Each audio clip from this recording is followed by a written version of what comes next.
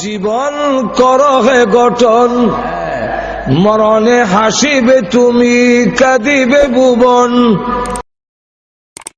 খ্যাতিমান বক্তা, সফল রাজনীতিবিদ, আদর্শ শিক্ষক, সমাজসেবক, 56 বছরের এক জীবনে পৃথিবীতে যেন কয়েক জীবন কাটিয়ে গেলেন এই কিংবদন্তি। তিনি আর কেউ নন, আমাদের সবার প্রিয় জুবায়ের আহমদ আনসারী। শুধু একটি নাম নয়, একটি সোনালী অধ্যায়, বর্ণালী ইতিহাস, বাংলার ইসলামী অঙ্গনে জ্বলজ্বল করা এক মহান তারকা। এদেশের শত শত আলেম ওলামা ও ওয়াইজদের প্রেরণার উৎস এবং আলোর বাতিঘর। ইসলামের শাশ্বত অনুপম সৌন্দর্য ও দ্বীনের মৌলিক আদর্শ প্রাঞ্জল ও সহজবোধ্য ভাষায় তুলে ধরার মাধ্যমে এদেশের লাখো কোটি তৌহিদি জনতা ও আলেম ওলামার কাছে তিনি দীর্ঘকাল স্মরণীয় ও বরণীয় হয়ে থাকবেন। তিনি ছিলেন এক উজ্জ্বল জ্যোতির্ময়, যে জ্যোতি দিয়ে তিনি এদেশের মুসলমানদেরকে আলোর পথ দেখিয়েছেন। সুমিষ্ট ভাষায় প্রভুর কথা ও নবীজির বাণী প্রচার প্রসার করেছেন। উম্মাহর বিভোর চিন্তায় হেদায়েতের মশাল নিয়ে ঘুরে বেরিয়েছেন দিক বিদিক। মুসলমানদের ঈমান আকাইদ, আমলি সংশোধন, আত্মিক পরিশুদ্ধি ও দ্বীনের প্রচার প্রসারের লক্ষ্যে তিনি প্রত্যন্ত অঞ্চলের প্রতিটি গ্রামগঞ্জ ও পাড়া মহল্লা চষে বেড়াতেন। সকালে বাড়ি থেকে রওনা দিয়ে পায়ে হেঁটে সন্ধ্যাবেলা ওয়াজ মাহফিলে গিয়ে পৌঁছার শত শত নজির একমাত্র আনসারী সাহেবেরই রয়েছে। গ্রামীণ জনপদের প্রতিটি মানুষের কাছে প্রাঞ্চল ও সরল আলোচনার জন্য তিনি ছিলেন বেশ জনপ্রিয়। তার মাহফিল মানেই ছিল খোদাভীতির ক্লাস। প্রতিটি মাহফিলেই তিনি প্রভুর ভয়ে স্বজনহারা মানুষের ন্যায় দণ্ডপ্রাপ্ত আসামির মতো ডুকরে ডুকরে কাঁদতেন। বৃহত্তর সিলেট ও ব্রাহ্মণবাড়িয়া জেলার প্রতিটি অঞ্চলে রয়েছে হুজুরের অসংখ্য ভক্ত ও শুভাকাঙ্ক্ষী। বিশেষ করে ব্রাহ্মণবাড়িয়া জেলার প্রতিটি অঞ্চলের 16 আনা নারী পুরুষ হুজুরের মুরিদ, ভক্ত অথবা শুভাকাঙ্ক্ষী। ক্ষণজন্মা মহান এই আল্লাহর ওলি মাওলানা জুবায়ের আহমদ আনসারী রহমতুল্লাহি আলাইহির পদচারণা পড়েনি এমন এলাকা বৃহত্তর সিলেট ও ব্রাহ্মণবাড়িয়াতে খুবই কম। হুজুরের প্রতিটি মাহফিলে এলাকার নানা শ্রেণীর পেশার মানুষ উৎসুক হয়ে ভিড় জমাতেন।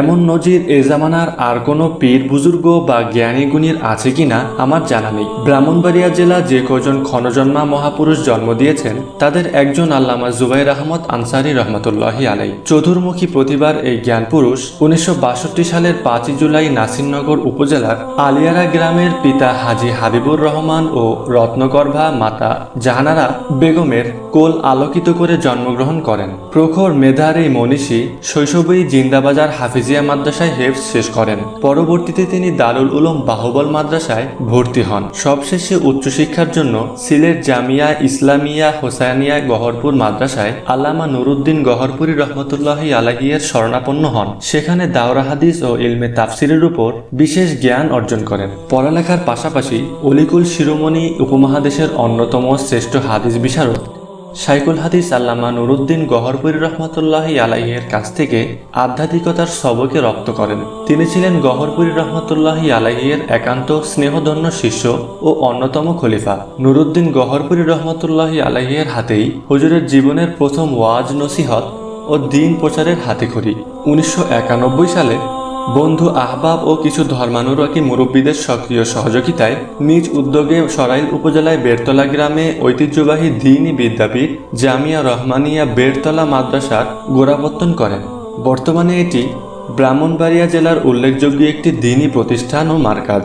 দ্বীনের নিরলস এই খাদেম বাংলাদেশ ছাড়াও বহির্বিশ্বের আমেরিকা, কানাডা, যুক্তরাজ্য সহ মধ্যপ্রাচ্যের অধিকাংশ রাষ্ট্রেই দ্বীনী বিভিন্ন প্রোগ্রাম ও ওয়াজ নসিহত করেছেন।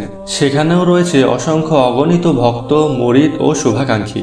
এত সবের পাশাপাশি রাজনীতির ময়দানেও তিনি ছিলেন আকাবিরদের এক উজ্জ্বল নমুনা। ইসলামী শাসনতন্ত্র বাস্তবায়নে 1995 সালে যোগদান করেন বাংলাদেশ খেলাফত মজলিসে।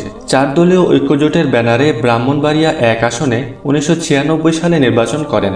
আমরণ তিনি ছিলেন বাংলাদেশ খেলাফত মজলিসের সিনিয়র নায়েবে আমির। এছাড়াও তিনি ছিলেন বৃহত্তর সিলেট ও ব্রাহ্মণবাড়িয়া জেলার একাধিক মাদ্রাসা ও এতিমখানার দায়িত্বজ্ঞান জিম্মাদার। বাংলাদেশের এই বর্ষিয়ান আলেমে দ্বীন, বিশ্বনন্দিত মুফাসসিরে কুরআন, জনপ্রিয় ওয়াইজ আল্লামা জুবায়ের আহমদ আনসারী রহমতুল্লাহি আলাই হঠাৎ করে 2016 সালে অসুস্থ হয়ে পড়েন। বহু পরীক্ষা নিরীক্ষার পর গলায় ক্যান্সারের অস্তিত্ব ধরা পড়ে। দেশি বিদেশে বিভিন্ন চিকিৎসার পর কিছুটা স্বাভাবিক হলেও 2019 সালের শেষ দিকে অস্বাভাবিকভাবে অসুস্থ হয়ে পড়েন। চিকিৎসা সত্ত্বেও দিন দিন স্বাস্থ্যের অবনতি হতে থাকে। সবশেষ গত 17 এপ্রিল রোজ শুক্রবার বিকাল 5টা 40 মিনিটে দেশের হাজারো আলেম ওলামা ও ভক্তগুলোকে কাঁদিয়ে প্রভুর সান্নিধ্যে পাড়ি জমান। মৃত্যুর সময় তিনি 3 ছেলে, 4 মেয়ে ও স্ত্রীকে রেখে গেলেন। আল্লাহ তাআলা তাকে জান্নাতে আলা মাকাম দান করুক ও শোকসন্তপ্ত পরিবারের সকল সদস্যকে ধৈর্য ধারণের তৌফিক দান করুক। আমিন।